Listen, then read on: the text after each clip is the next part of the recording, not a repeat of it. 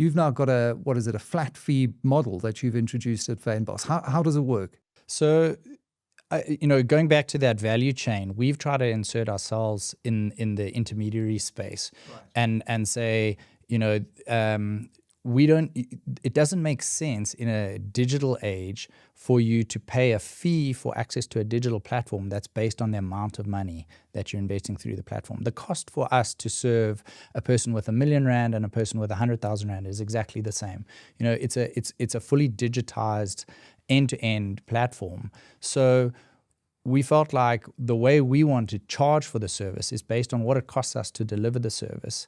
And I think you see this across a lot of industries where digitization has changed the industry, especially in industries where historically there was an intermediary that took sort of a commission or a percentage.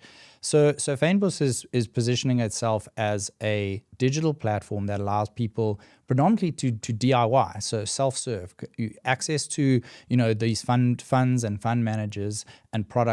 You can go and invest in them yourself.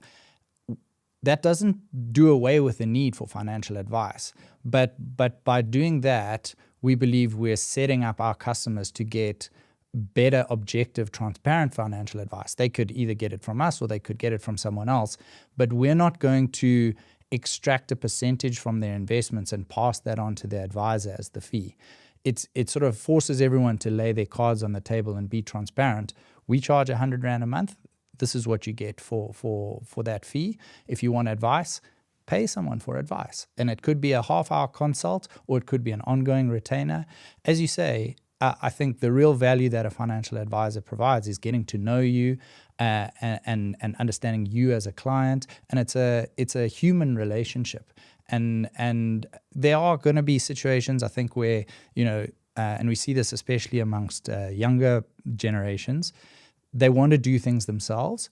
But often they just want a pat on the back. They want somebody to look at what they've done, who has the experience and says, yeah, you've got all your bases covered, or actually, you got a gap here, you need disability insurance, you should get that. The problem is if the person doing that is also earning a commission on that disability insurance, do we trust their advice?